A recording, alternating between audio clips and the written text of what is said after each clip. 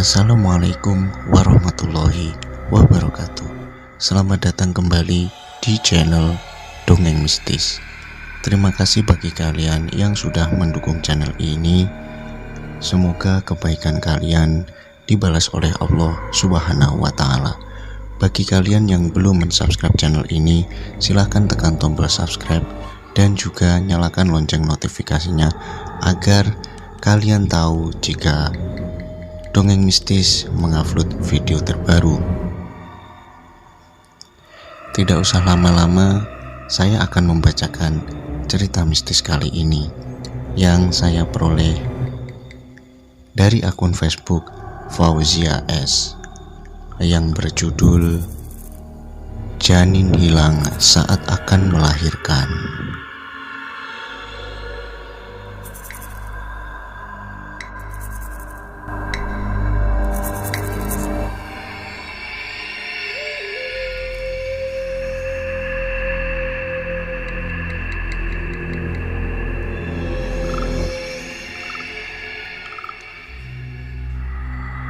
Bayiku hilang, teriak Ranum yang kehilangan janin dalam kandungannya. Saat ia terbangun dari tidurnya, ia tidak merasakan pergerakan bayi dan juga perutnya menjadi kempes. Ya Allah, Nduk, ucap ibunya yang bernama Lilis. Sang ibu pun kaget saat melihat perut Ranum menjadi kempes. Ranum ini mengandung janin yang berusia 8 bulan. Sang ibu yang sedang memanak nasi langsung beranjak ketika Ranum berteriak seperti itu.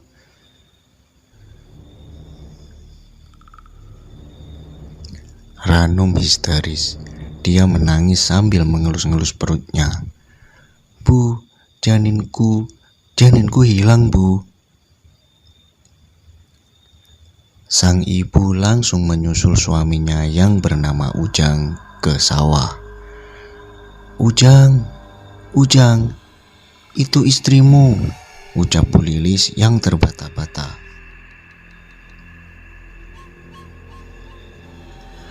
Ujang langsung menghampiri ibunya.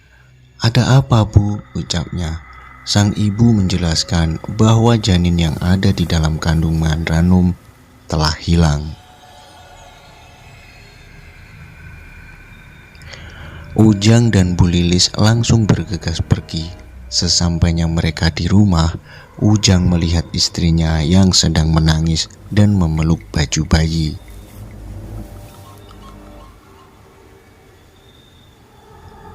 Sayang, kamu kenapa sayang? Ujang langsung memeluk istrinya. Istrinya lalu bercerita bahwa janinnya hilang saat ia terbangun dari tidurnya. Ranum ini adalah anak yatim piatu dan Ujang adalah putra dari Bu Lilis. Ayah Ujang sudah meninggal beberapa tahun yang lalu karena sakit gagal ginjal. Ujang langsung berlari menyusul seorang praji yang bernama Mbok Sur. Tok tok tok, Mbok, buka Mbok, teriak Ujang. Mbok Sur membukakan pintu. Ada apa, Ujang? Ujang menjelaskan bahwa janin yang ada dalam kandungan Ranum telah menghilang. Mbok Sur langsung bergegas pergi menuju rumah Ujang. Sesampainya di sana, Mbok Sur langsung meraba-raba perut Ranum. Bayimu diambil lembut.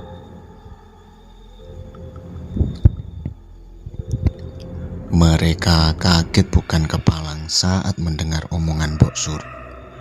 Ranum terus-terusan menangis sambil memeluk baju bayinya. Kita tidak tahu mengapa lelembut mengincar janin yang ada dalam kandunganmu, Ranum, ucap Mbok Sur.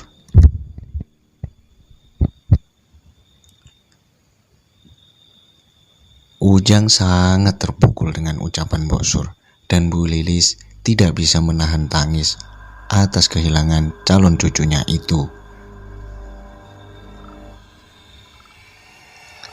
Mbok Sur langsung mengambil kain hitam dan meletakkannya di perut Ranum. Saya menerawang janin Ranum akan kembali, entah itu akan berwujud manusia atau setengah turunan lelembut. Saya hanya berdoa semoga kembali dalam keadaan baik-baik saja.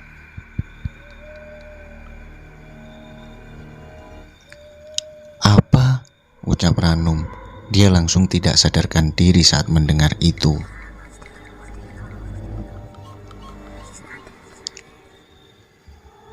Ujang langsung menggoyang-goyangkan tubuh Ranum. Bu Lilis langsung membawa minyak kayu putih untuk memancing Ranum sadar kembali. Lalu Mbok Sur langsung memerintahkan Ujang untuk menaburi garam di sekitar rumahnya. "Usia janin 8 bulan itu harus banyak-banyak dijaga," ucap Mbok Sur.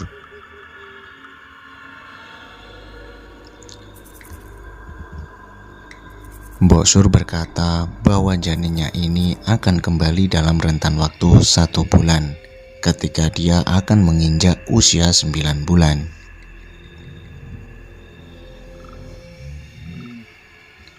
"Pegang perkataanku. Jangan sekali-kali kamu meninggalkan istrimu. Terus saja buat penangkal agar lembut itu tidak datang ke sini lagi. Saya yakin janin Ranum akan dikembalikan."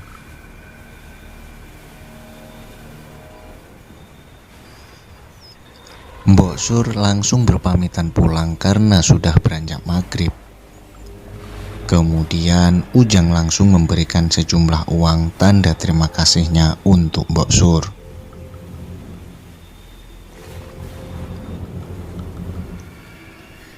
Malam pun tiba. Ranum pun tersadar tapi masih saja menangis histeris. "Mas, bayi kita mas," ucap Ranum sambil menangis. Ujang hanya bisa menenangkan Ranum.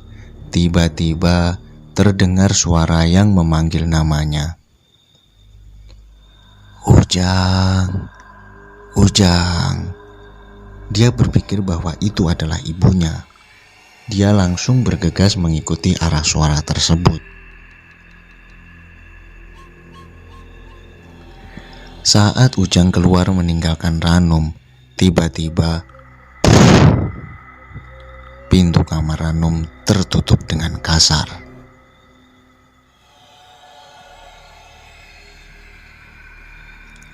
Ujang langsung membalikkan badan dan mengetuk pintu kamarnya.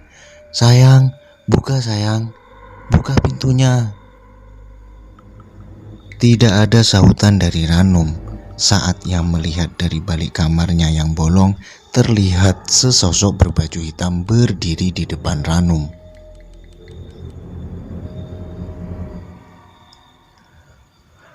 Dia memasukkan sebuah benda pada perut Ranum. Ujang tidak tahu apa yang ia pegang itu, tapi sepertinya bayi. Mungkinkah itu adalah janin yang akan dikembalikan itu? Ranum sepertinya tidak sadarkan diri. Ujang langsung mendobrak pintu dan tiba-tiba saja pintu pun terbuka.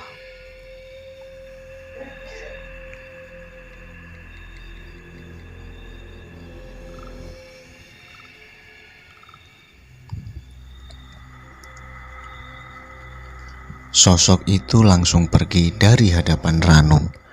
Ujang langsung membantu istrinya untuk berbaring di atas ranjang. Ujang melihat perut istrinya sudah kembali normal. Dia langsung memeluk perut istrinya itu. Ranum pun tersadar. Ujang memberitahunya bahwa janinnya telah kembali.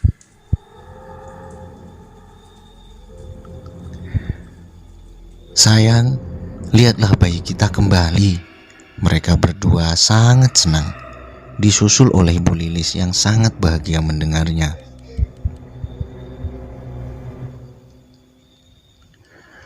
Pagi pun tiba, Ujang akan berangkat ke sawah untuk bekerja. Ranum bergelagat aneh, lidahnya selalu menjulur-julur keluar, dan tangannya sering menggaruk-garuk tembok hingga kukunya terluka.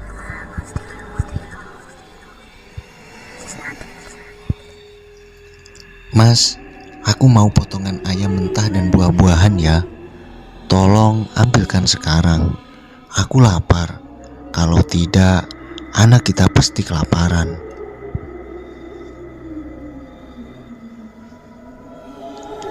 Tiba-tiba saja Ranum mengidam makanan-makanan tertentu.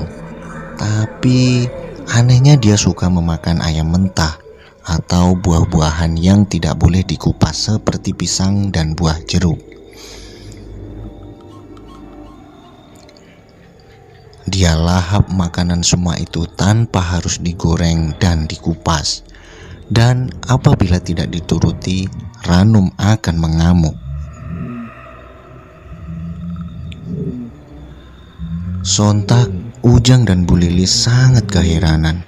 Mana mungkin Ranum memakan itu semua? Tidak pikir panjang, Ujang pun berangkat untuk bekerja.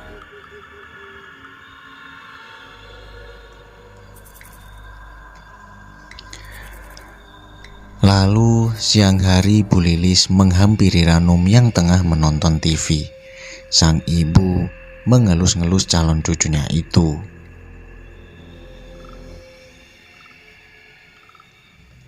Perut Ranum ini sangat aneh. Kadang-kadang seperti kaki bayi menendang-nendang, tapi sangat cepat dan kasar. Kadang-kadang juga diam dan keras seperti batu.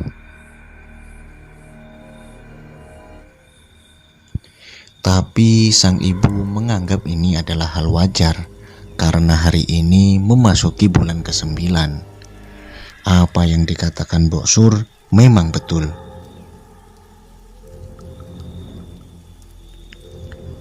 Tok tok tok, suara pintu diketuk. Ternyata yang datang adalah Mbok Sur. "Permisi Neng, sudah baikankah?" ucapnya.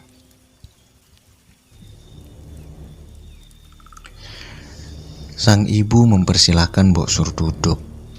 "Mbok, janin saya sudah kembali," ucap Ranum. Lalu Mbok Sur hanya tersenyum seraya memperhatikan Ranum. "Kuku tangannya kenapa banyak yang terluka gitu Neng?" ucap Mbok Sur. Lalu Bu Lilis memberi isyarat untuk tidak bertanya pada Ranum. Bu Lilis hafal betul sifat yang ditujukan Ranum saat itu. Bu Lilis hanya menggelengkan kepala, tanda Mbok Sur jangan bertanya seperti itu. Mbok Sur mengerti atas isyarat Bu Lilis. "Bu, mau makan pisang yang banyak, jangan dikupas. Awas ya kalau dikupas," ucap Ranum. Kemudian Bu Lilis dan Mbok Sur keanehan. Sekarang sikap Ranum tidak sopan dan sering memerintah.